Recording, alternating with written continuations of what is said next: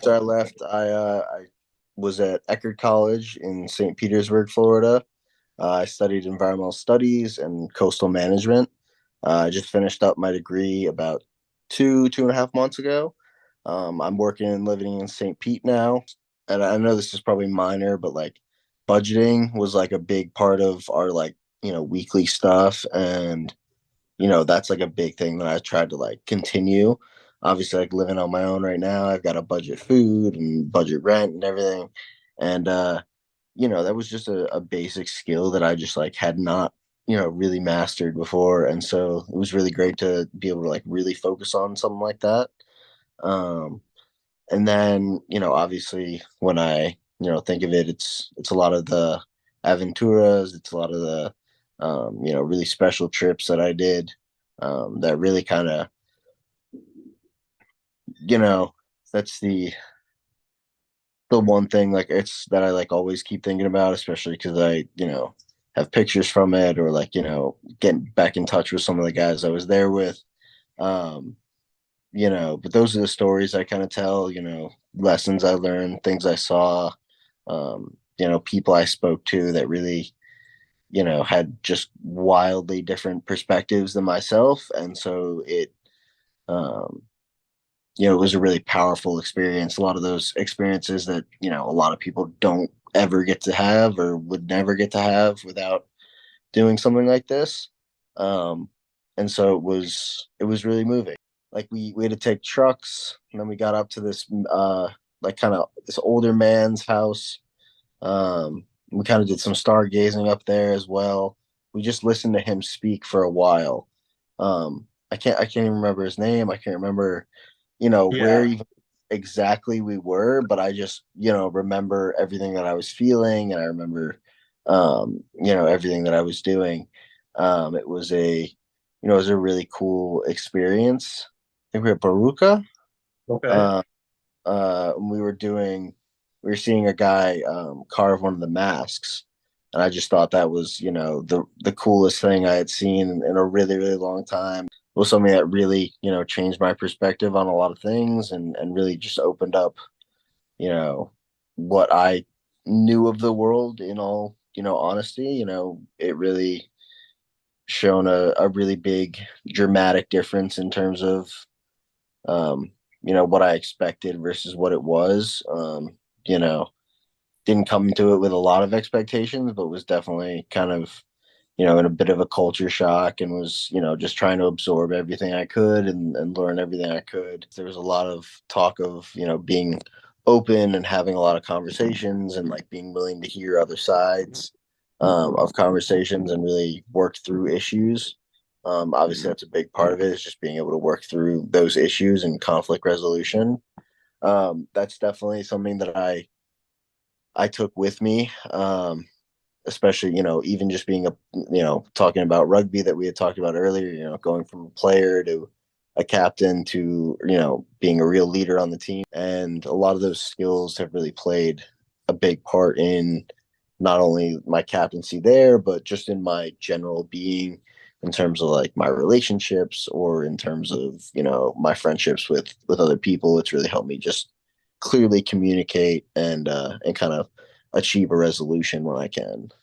One big thing I think that the bridge does is, explore and kind of, find your own kind of way, or find what you like. Obviously I was working at Dr. Solano's office, and then after that I was taking the classes at Universidad Veritas, and then I was also doing the work at the herpetological refuge in Santa Ana. And so it was like a big, wide reaching branch of things that I was able to do, and really explore. And it kind of just really played into coming to Eckerd and coming to St. Pete, and trying to really push myself to do as much and explore as much as I could. Despite the time commitment of rugby, I definitely still tried to branch out and, see other events, see other, teams, do other things I could, within that community. And, hopefully as I'm living down here within this like kind of St. Pete community, kind of just like feeling overwhelmed, and like, not really understanding where I wanted to go.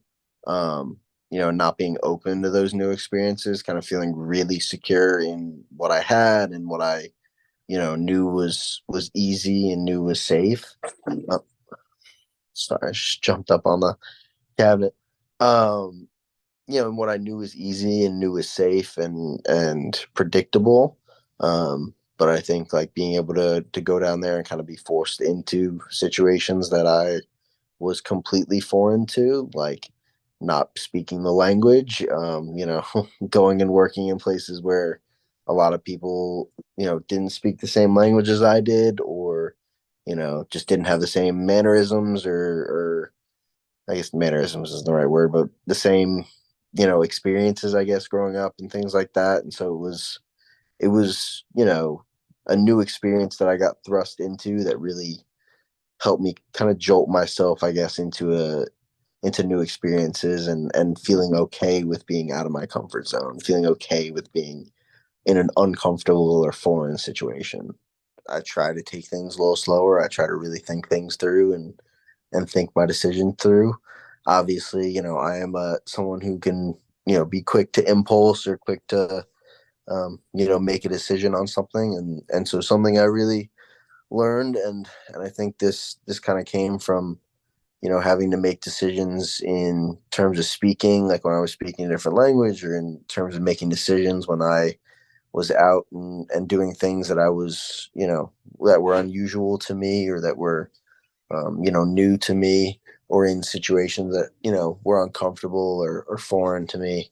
I definitely had to kind of think a little bit, be a little slower, and really focus on my decisions, focus on my choices. I think that was a big part of kind of my transition into Eckerd and into, just adult life in general, I guess. And um, it's really fast out in the world. It's really, people are really trying to move quickly, and everything seems like it's going, 100 miles a minute, and you're trying to keep up with everything. And so, obviously, don't put everything on the back burner, but know how to prioritize things in your life, like know how to take one thing at a time and be like, all right, this is my priority. These other things, they can wait a few days, they can wait a day. I need to plan this out so I can manage my own stress level, manage my own life. And that's one thing. Just, you know, I guess it's a form of time management, but in my head, it's also more of just a form of, managing myself and managing, how I can be on a certain day. If I put too much on my plate, I can, be quick to impulse, quick to make stupid decisions, quick to do dumb things. And so, managing just my emotions and how I am during the day is a big part of it. Despite the fact that right now I'm working two jobs, so I work 7 days a week. Um, it can be a lot, and a lot of time I put in. I also work in the hot sun sometimes, and so it's pretty brutal here in Florida. But really taking the time to manage, some time for myself. Time to be out in the water, doing what I like to do, whether it's early in the morning or later at night, wherever I can squeeze it in. Um, it really having a consistent thing that it may not be work because you're not always necessarily going to love what you do, especially when you're just starting out and things like that. But um, it just gives you something other than work that's a at least semi consistent thing in your life that brings you something outside of a monetary value. Because not everything's about the future. Everything, you've got to take a little time for where you are right now, and improve your day to day. Take one thing every day and kind of improve your life by doing that one thing every day. I've definitely found that not giving time to things that are going to bring you down or things that are going to negatively affect you is really the way to go. I mean, if it's not not your circus, not your monkeys, is something my girlfriend constantly says, and it's it's true. Is I like being able to focus on getting my house in order before I start taking on someone else's.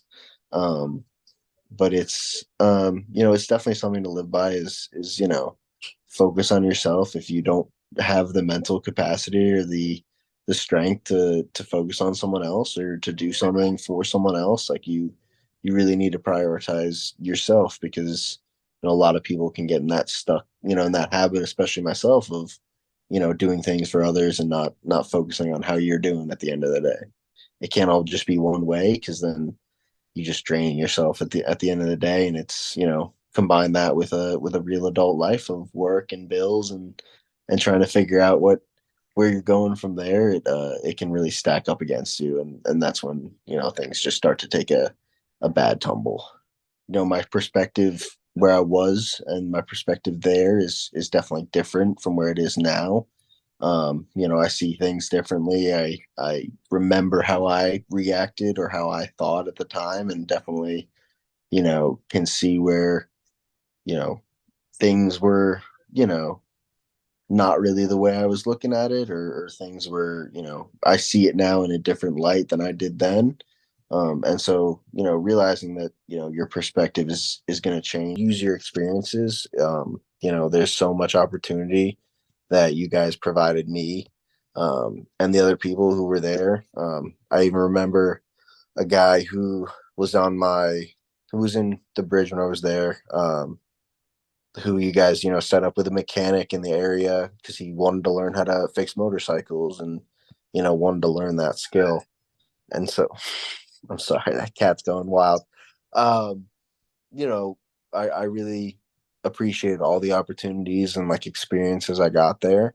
And so if I was there again or had to redo it, I would definitely make the most of everything, make the most of every person I could talk to, of everything I could do, of every opportunity to experience something new that I got.